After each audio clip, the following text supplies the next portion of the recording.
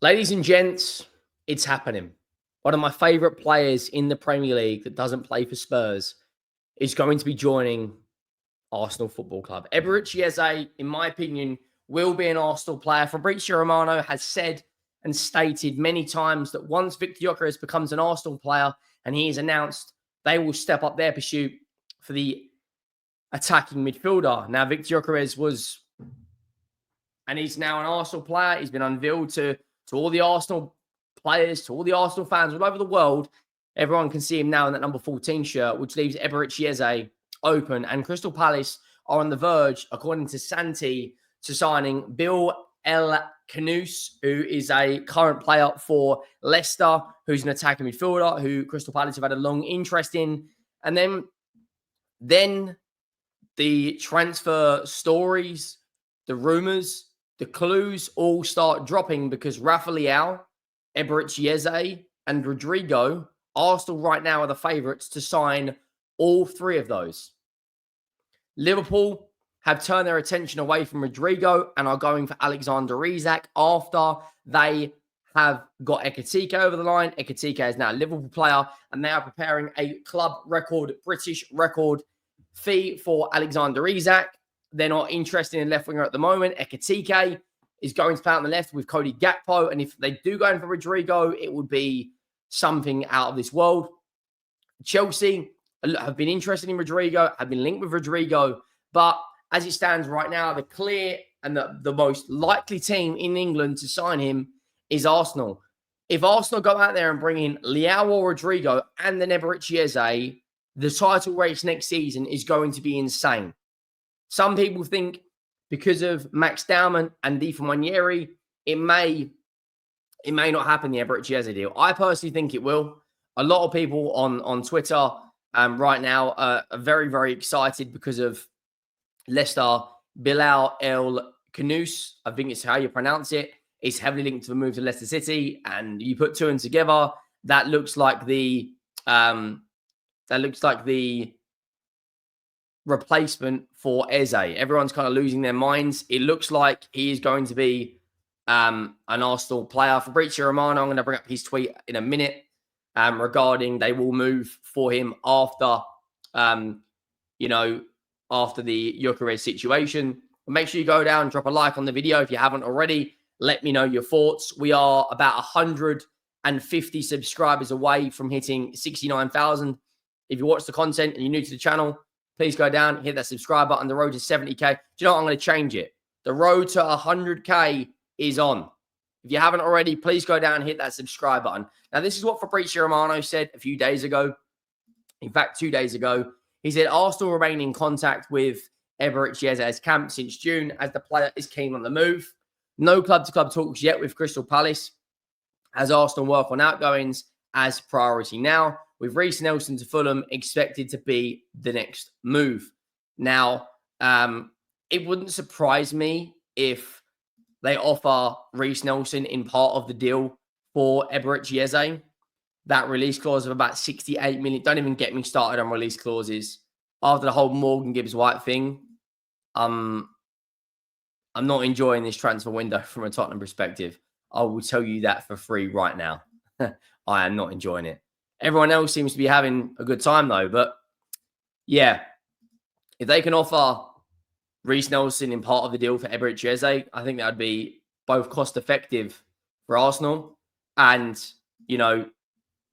probably makes the most sense from a negotiation standpoint, because Arsenal probably are coming in a position of strength, knowing the fact that Eberechi Eze wants the Arsenal move, knowing the fact that Eberechi Eze apparently is an Arsenal fan. And this is the news that got everyone excited. Everyone is very, very excited in the Arsenal fan base. This guy is incredibly reliable. He has been quoted so many times by the top journalist. Fabrizio Romano has mentioned this guy numerous times. Bilal El Khanous is the first choice of Crystal Palace if Eberechi Eze leaves the club. He's also on the shortlist of RB Leipzig. Now, I believe it was he in the Premier League when Leicester was? I believe he's a Belgian Moroccan. I think is his nationality, Belgian, Moroccan, something like that. In terms of him as a player, he's an attacking midfielder, can play on the left, can play in central midfield. He's been at Leicester now for, I think, about over a year or so. Before that, he was playing out in Belgium. He's played in the Conference League. He's played in the Europa League. He'll tick a lot of the boxes for what Crystal Palace want. Not only that, the fact that they are very much interested in this guy tells me that the Eberechi Eze news is probably going to happen very, very, very soon. Just to show you the guy's reliability, he has spoken about pretty much every single transfer that has then gone on to happen. He said the other day regarding João Felix, signed a contract until 2027, and then João Felix signs a contract until 2027. Like, for me, he's one of the best out there. Now, what's very, very interesting is Rafael Leao has also been heavily linked with a move to Arsenal in the last couple of days. Whether that was purely on speculation because they play West Ham, who actually knows? But these are the three players that Arsenal are looking at. You got Rodrygo, who's a left winger and a right winger, who for me should be their first choice. Second choice, Eze. Third choice, Leao, for me personally. Looking at it from an abilities perspective, like if Tottenham are going in for these players, I'd take Rodrygo, Eze, Leao. I think Rodrygo is the best. Tactically intelligent wide forward who moves in the half spaces, links in well in midfield. Big game player, scored in Champions League semi-finals, scored in Champions League quarterfinals, won Champions League, etc., etc., won La Ligas, won Copa del Rey. He's pretty much won it all. Leao, like I said, he's an explosive dribbler. For me, his output for a player of his ability isn't the best. Now, people might say, oh, but Rodrygo's output isn't that great. Rodrygo has played out of position for 3 years at Real Madrid, whereas Leao has been the main guy at AC Milan. 16 GA last season, 18 GA the year before. Like, his goals, he's only ever got double digits on his goals in Serie A twice in 7 seasons. That's not a great return. He's never got double digits for assists in Serie A. His record last year for Milan in all competitions was 9 goals, 8 assists. Sorry, 12 goals and 9 assists. So that's what, 21 GA in roughly 34, 39, 49, 50 games last year, and he got 21 GA. That's not the best. And bearing in mind, you are the main man. You're going to go into Arsenal, you're not going to be the main man. They've got Saka, they've got Odegaard, they've got Max fucking Dowman, for Christ's sake. And Eze is a one that looks like he is the most likely as it stands right now. Now, Rodrygo's future is very much up in the air. There's a lot of people coming out suggesting his transfer meeting is scheduled to take place today.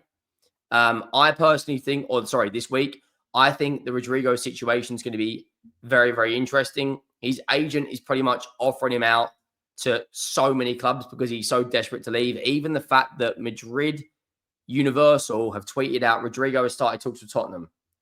Now, I'll be the first person to tell you we will not be signing Rodrygo. Now that's out of the way. That is just not going to happen on any level. Any level, shape, or form, that is just not happening. I'll tell you for free right now. If we sign Rodrygo, I will do a massive giveaway on this channel. Massive giveaway. You know, Arsenal are determined to neutralise Liverpool's attack with both Eberechi Eze and Rodrygo seen as key attacking reinforcements. Now, if they sign both of these guys, I think the title race next season is going to be very, very, very, very interesting. If they don't, Liverpool are on the verge of getting Alexander Isak bid on the table. Newcastle will probably accept that. And then before you know, we will have a here we go from Fabrizio Romano, and Alexander Isak will be an